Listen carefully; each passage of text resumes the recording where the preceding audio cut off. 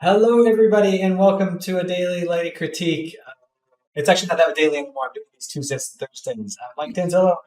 After a little hiatus, I took a little break. I realized after talking to Jasmine that I had been teaching for about 9 years straight, and I needed a little bit of a break. So thank you guys for that. It's been cool. I moved to California. Still working at the substance team at Adobe, working on some more personal projects. It's been fun, but I'm back this month. I'll be back again in December. I miss you guys. It's it's fun actually doing these. I think We miss you my too. yeah, my coworker. It's funny because uh, there's a channel at work where people post the work that they're on, and it's always like really positive and it's great and it's totally supportive. Like, this looks great, wonderful job. And I was like, can we make this into like a critique? I was like, I wanted to make it into like a critique channel where there's actually like, actually, I think if this was a little bit darker, it would look better. But like, I haven't had the courage to start doing that yet because I want that for my own work. Because like, as you guys know, this is the best way to get better. Yeah. Yeah, so I'm super excited. So, as I was saying, I'm trying to make sure that this recording is set up properly. I hope it is. Hopefully, the recording has audio and all those things. If not, we will figure it out for the next time. All right, cool. But like for today, we've got a couple submissions from Andre. Let me just do a quick last double check, make sure we don't have any late game posts. Okay, we are locked and loaded. Andre, was there anything, do you want to talk through these? Is there anything specific you wanted us to start with? Is there anything like Um, that? Actually, nothing specific. Okay. The first two, the still life and the fish facade one, I didn't even get references. I was just having fun with it and trying to go for something that looked nice. Yeah. The third one, the Only a Dream, is the one that I got some sort of a reference to it Yeah. and This tried. one, this one looks the most polished and furthest along out of them. And maybe because of the reference, but I feel like this one feels like it's cinematic. Like, this feels like it could be like there's a lot of story things going on here. There's like her pose, her animation, like she's in this.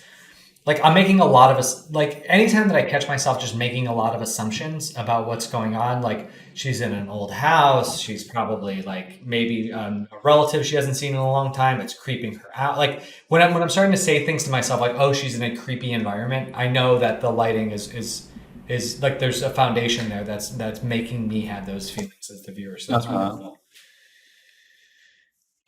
Yeah, I think so. Let's start here. If that's okay with you.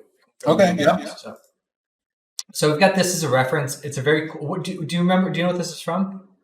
Uh, It's okay if you don't. don't. I don't No. know either. But it's nice because it's got a very cool color palette. You know, there's obviously the good shaping coming across the character's face. We've got shaping coming down the side here. There's a little bit of like I notice this a lot in like lots of times in films and stuff. They'll have characters wearing like hoodies because it does kind of create a nice natural framing element around a face. And then we've got this like large shape over here that kind of pushes the attention over there. That's good. And like using this color palette, I think works really well for this. I my first thought was I actually think we can go a little bit brighter on the character, especially Okay. like I really like the rim color that you like the rim value that you have on her. Hmm. But I think like this kind of the core central area on her. I think like her core value can come up just a little bit. Okay. Maybe something a little bit more along these lines. Maybe not quite that right, but like in doing that, it's lifting a little bit more on her hair. Really, what I'm looking for is her skin tones to kind of come up a little bit and a little bit more contrast in there, just to kind of make Okay. her stand out a little bit. Um, Maybe in front of her shirt too. I think that worked. And then like, but I think that's the big one. I love like you're getting some really cool like this highlight across her hair is a really nice shaping mechanism for the hair. I love that her hair is blue, but it's not like there's still value differences in there. There's still like some saturation differences in there. It feels right on par with the way like you would see somebody with actual blue hair. Like there's variation within it, which is really nice.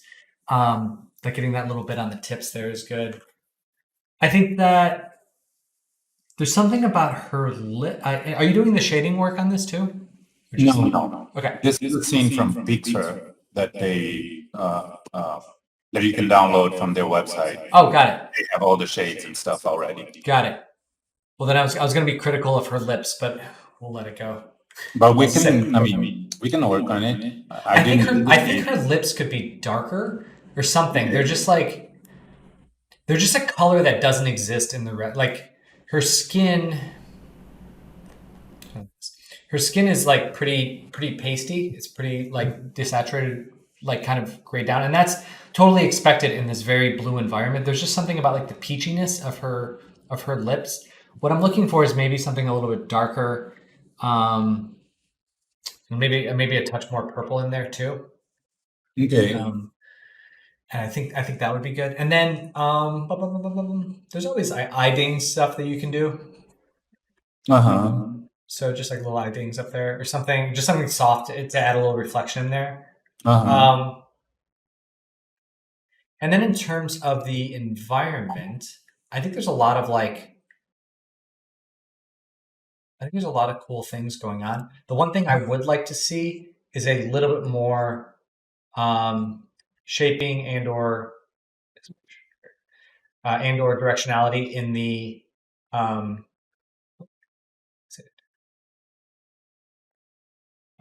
in the wall itself. Like if I'm looking up, like top down here, it's pretty consistent in tone. Let's see if this is in the reference. Uh-huh.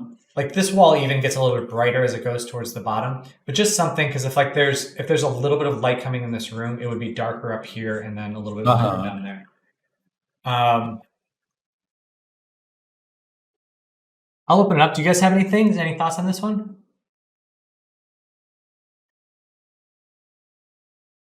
But overall, I think it's looking. I think this one's looking really nice and polished. How are you doing the depth of field? Is that in render or is that in post? Yeah, it's in render. Okay. It's an interesting depth of field look to it because there's almost like in some of these there's almost like double lines going on. And I think that's right. I think that's naturally what would be happening, but yeah, it's interesting. Yeah, that's pretty much it. I think her sweatshirt material looks really good. Like everything else is like working together really nicely, and I think that's great. Let's hop over into your still life. So for this one, like the great thing about these kind of still lifes is there's a ton of reference for them. Like there's every artist for the last 800 years has painted one of these. And you can really kind of get a sense of things. So the big thing that I see right out of the gate is like you're definitely focusing our eye in here, and I think that's great. I think we can take down the sunlight. I have all these. I'm trying to use this new Wacom, and I've got all these hotkeys on here. No idea how I just rotated. You just reopen it. I think it just hit escape. It will. Beautiful. There you go. I should know that.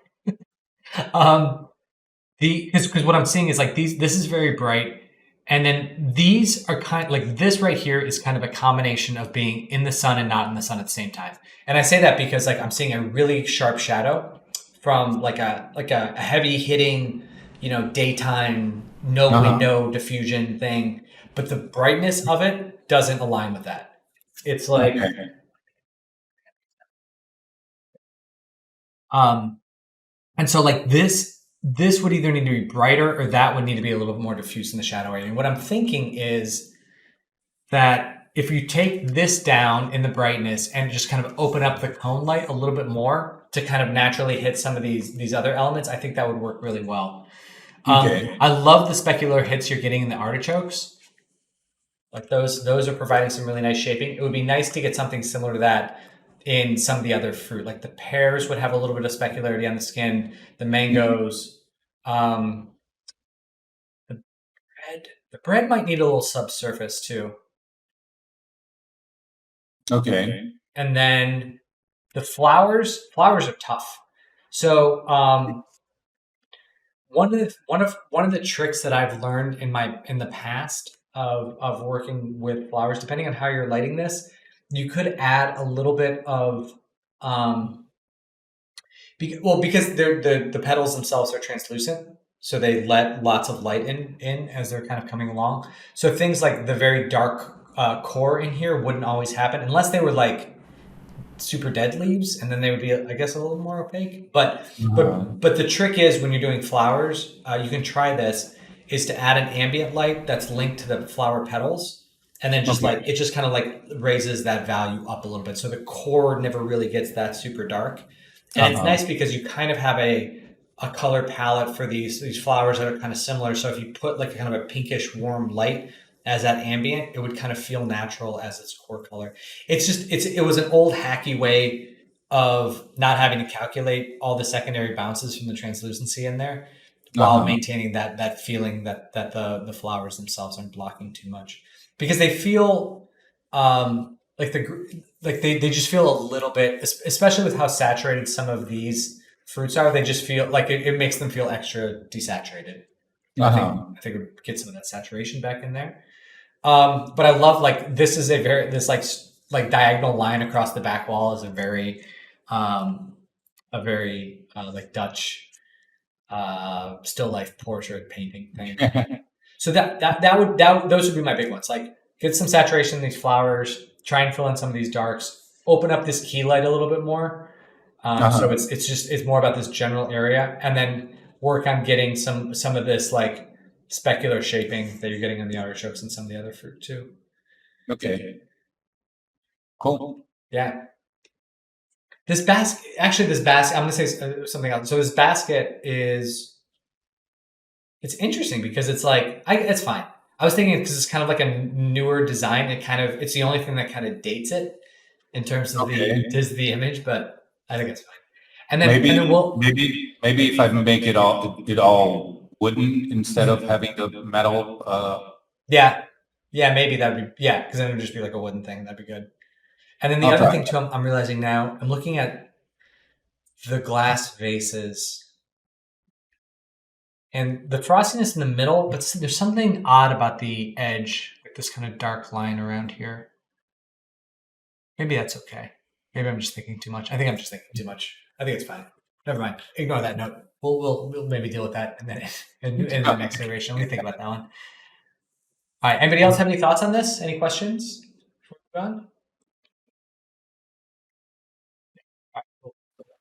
All right. So for this one is, where'd you get this? This is cool. This is also from Pixar. Got it. Yeah, this is a fun little. I love little islands because they are just like, I don't know. You can create like little stories in them, and you've got a lot of, yeah. There's just like a lot of potential going on. So I think the biggest thing, the sky you have is beautiful. The blue of the ocean is really pretty. It might be too saturated, it might be too strong, but Okay. we can adjust that, because the thing that I'm thinking of is like, this is all this is all well illuminated, and I definitely see where you're going. I want to push you to tell a little bit more of a story with this. The same way that I was feeling it with the girl walking through the Uh-huh. house. Like, I felt like I saw, but this one I don't know if this is genuinely scary or kind of like a fun house thing, Okay. because I think it's kind of like, because the lighting is what you would, the lighting feels a little bit more romantic because of the sunsettiness of it. Hmm. But then there's like the greenish eyes of this of the glowing, I guess that's the, what's it called, those are like illuminating deep sea fish, Yeah. and the super sharp teeth, and then it's just like the whole thing seems wobbly, like it's about to fall down. So I think you could, I would go, I would just go a little bit more one way or the other, like either make it like a night sky and lean into the greens, or make it sunsetty and make it like a little bit of a, it's like a non-threatening relic from the past, and maybe turn off some of the green glowiness and just kind of like let that be the thing, because it's just like a lot of visual elements going on. Hmm. And then Yeah, it's just like because there's a lot of like I'm not quite sure where to focus, and then make sure too if you're doing like a daytime scene to try and get some nice. Well, this on this one the sun would be on the opposite side. I was thinking of trying to get some caustic stuff in there because that's always like a nice binding element Oh, between okay. the land Mhm. elements and the water elements. I was just rewatching. I don't know if I ever told this story. Forgive me if I have, but I was just rewatching Ice Age 3 with my kids into dinosaurs and other and mammoths and things, and I was like, "Hey, I got a movie for you, buddy." And I was looking, and the way that we did caustics in that movie was one of our compositing artists just shot a video of the wall of his neighbor's above ground pool, like just like the shimmer on the sides. And then we pulled we just pulled the caustic data from that. It was a pretty quick contrast adjustment. And then we just used that, like that was just used on every blue sky movie for a long time. And so, because like what you could take that and you can either project it in the comp or you can do it as like a gobo on the light and project it up on there. I like the gobo on the light method because you get some perspective differences. Like as it gets further away, it gets a little bigger. So I would and since this is a still, you could probably just get like a caustic pattern off of an internet Yeah, thing yeah. somewhere and then just project that on there. Cool. But yeah, I think that like this one, you've got a good grasp of it, right? Like you've got like there's obviously like the good shaping coming across. It's really just taking a step back and being like, because this is what happens when you're playing with something. It's like you goof around with it, you get a feel for it, and then you take a step back and you're like, okay, now what story do I want to tell? Okay, yeah. Mhm. All right, cool. Awesome. Yeah. Any questions from anybody? Any notes? Anybody else got anything? All right. It's great being back. Like I said, I'll do these on Tuesdays and Thursdays. I will try. I blocked out my calendar at work so that this is like my lunch hour, so that I can actually so I can make sure to have this time for you. Monday, Wednesday, Fridays, I'll do written critiques. So keep posting, and we'll go from there. Sound good, everybody? Awesome. All right. It's good to be Okay, back, take and I will care. talk to you guys soon. Bye. Thanks, Mike. Bye. Take care, everyone. Bye.